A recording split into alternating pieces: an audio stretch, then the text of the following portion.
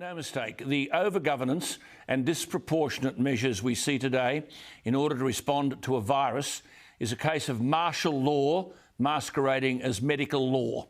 Measures like standing 1.5 metres away from someone, for God's sake, mandatory mask wearing, limits on visitors to your home, only allowed to leave for certain reasons. This is North Korean stuff.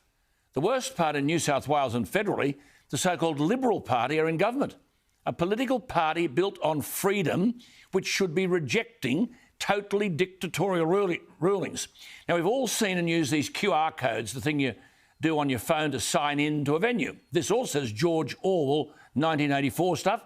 What does Big Brother do with this data? It was implemented as a means to trace those who may have been in contact with someone infected with coronavirus. Again, a virus so bad, you need to be tested to know whether you've got it. And it was Queensland's Chief Health Officer, Dr Jeanette Young, who let the cat out of the bag yesterday when she said, we've had very few deaths due to COVID-19. That's correct. So why are governments being so alarmist? When it comes to QR codes and signing in, we're entitled to ask, what is the government doing with this information? Now, I informed you the other week of the revelations coming out of WA. Over there, police have been accessing the state's coronavirus contact tracing app data to assist in criminal investigations. This is despite Premier McGowan assuring West Australians that the data from the sign-in app would only be used in relation to coronavirus.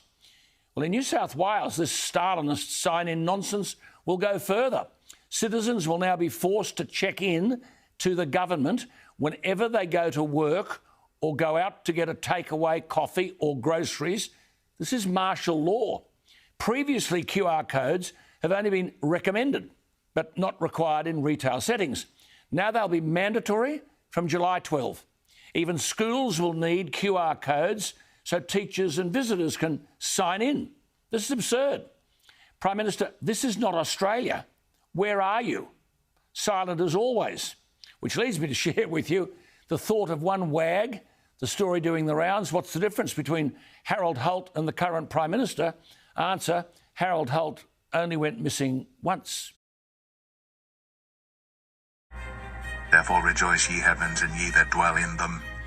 Woe to the inhabitants of the earth and of the sea, for the devil is come down unto you, having great wrath, because he knoweth that he hath but a short time.